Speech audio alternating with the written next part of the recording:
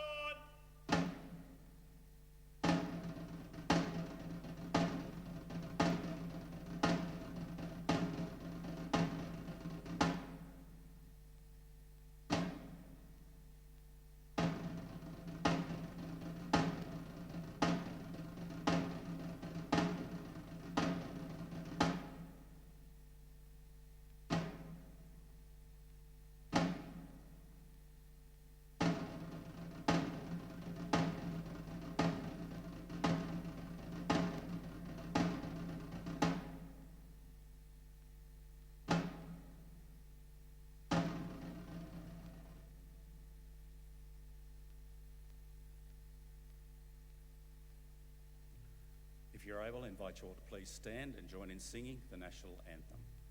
Telephone party, attention! Telephone party, present on!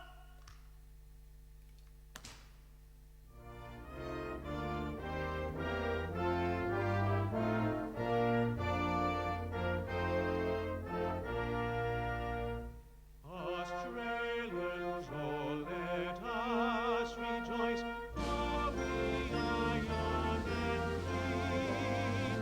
We've got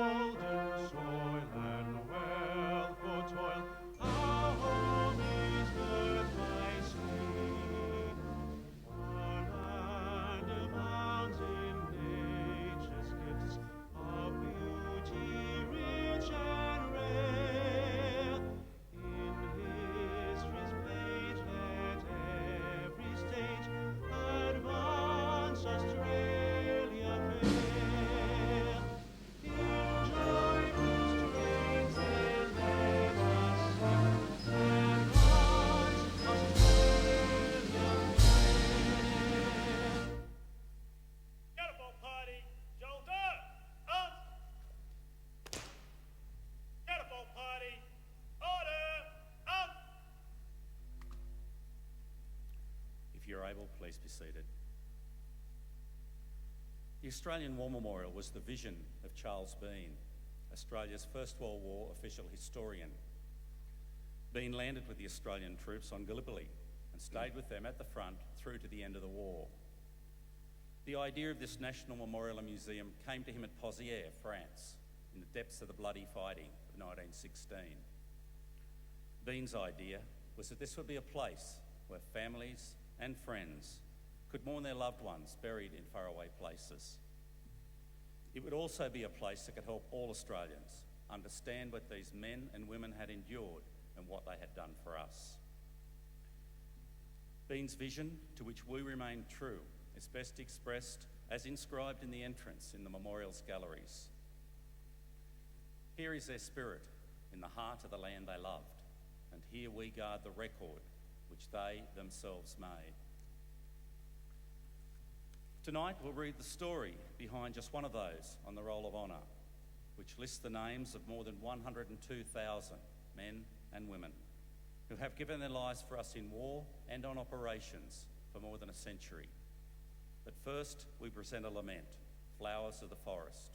Wreaths and floral tributes will now be laid at the base of the pool of reflection.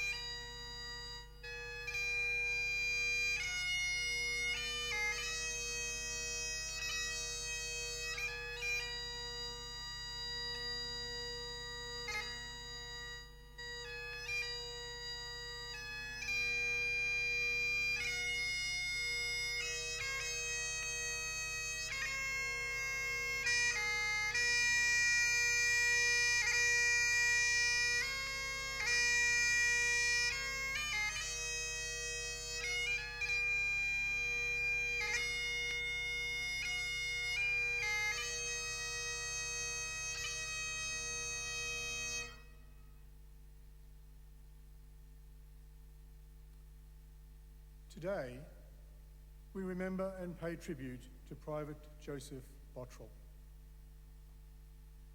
Joseph Bottrall was born on the 5th of February 1881, the fifth of 9 children born to Mary and Charles Bottrall in Black Spring, north of Adelaide in South Australia. He attended the model school at nearby Borough and later moved with his family towards the coast to live in Lower Light and Talawi on St Vincent Gulf. At some point around the turn of the century, Bottrall's father left the family and went to live in Western Australia. Joseph Bottrall moved to work as an engine driver at the smelting plant at Port Pirie. There he worked with his brother and supported his mother, and was, for several years, the secretary of the Federated Engine Drivers and Firemen's Association, a union organisation. He was a popular and well-respected member of the Port Pirie community. Bottrall enlisted in the Australian Imperial Force on the 7th of October 1915 and soon began training with the reinforcements of the 32nd Infantry Battalion. On the 7th of February 1916, he sailed from Adelaide for Egypt and service abroad. Before he left, he was given a fond farewell by the Port Pirie community and presented with a gold watch. In March 1916, he arrived in Egypt, where he was taken on strength of the 32nd Battalion and continued his training. Bottrall was too late to serve on Gallipoli, but was in Egypt while the AIF reorganised in preparation for service on the Western Front in France and Belgium. In June, Bottrall sailed with the 32nd Battalion from Egypt for France, and immediately after disembarking, moved north to camp and train at Moorbeek, not far from the Belgian border. On the 16th of July, Bottrall and the 32nd Battalion moved into the frontline trenches for the first time near the small town of Fleury. Bottrall, who served in D Company, was tasked with repairing trench defences in the front line, while other companies of his unit served in the reserve. On the afternoon of the 17th of July, they came under heavy German artillery fire and were forced to pull back to the relative protection of the reserve lines. Hours later, they returned to the frontline trenches to continue to repair the defences, as well as to observe enemy defences and attempt to cut barbed wire defences in no man's land. On the 19th of July 1916, Bottrall and the 32nd Battalion took part in Australia's first major engagement on the Western Front, in what would become known as the Battle of Fromelles. Troops of the 5th Australian Division formed the northern flank of a joint British-Australian attack on a bulge in the German lines known as the Sugarloaf. The attack took place after a 7-hour artillery bombardment of the German lines. But ineffective fire and strong German counterattacks resulted in devastating Allied losses. Australia suffered over 5,500 casualties in the battle, including more than 1,900 dead. Bottrall participated in the 3rd and 4th waves of his battalion's attack, which formed part of the left of the Australian flank. Troops of the 32nd Battalion attacked across waterlogged ground and found ineffective cover in a muddy ditch, before successfully taking a series of German trenches. Throughout the night of the 19th and the 20th of July, they suffered terribly in the face of a series of concerted German counterattacks and were eventually forced to withdraw. In less than 24 hours, the 32nd Battalion suffered 718 casualties, some 75% of its total strength. Bottrall was killed at some point during the bloody fighting on the 19th of July, probably by German high-explosive or shrapnel artillery fire during the advance or during one of the German counterattacks. He was 35 years old and had been in France for less than a month. In the chaos of the battle, his body was never recovered, and he lies to this day in an unknown grave somewhere in the former battlefields of northern France. His name is engraved at VC Corner Australian Cemetery and Memorial at Fromelles, which lists the names of nearly 1,300 Australians who fell at Fromelles and who have no known grave. Private Joseph Bottrall's name is listed on the Roll of Honour on my right, among almost 62,000 Australians who died while serving in the First World War. His photograph is displayed today beside the pool of reflection. This is but one of many stories of service and sacrifice told here at the Australian War Memorial. We now remember Private Joseph Bottrall, who gave his life for us, for our freedoms, and in the hope of a better world.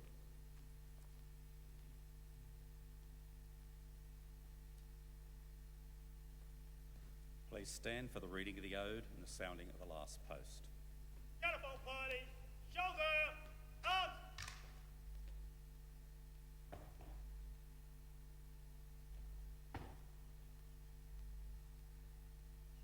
They shall grow not old, as we that are left grow old.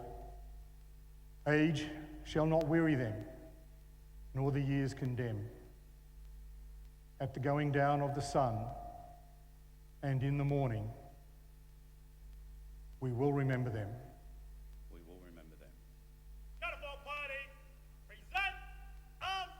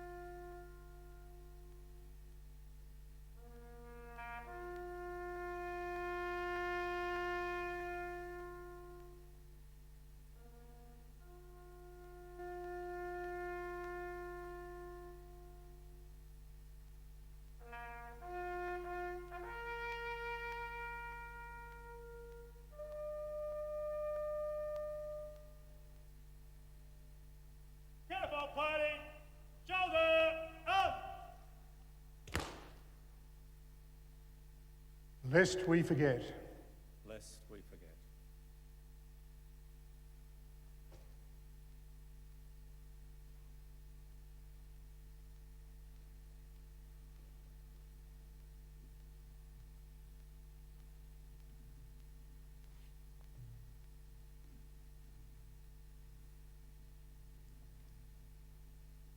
Catapult party, inwards, turn. Catapult party, quick, march.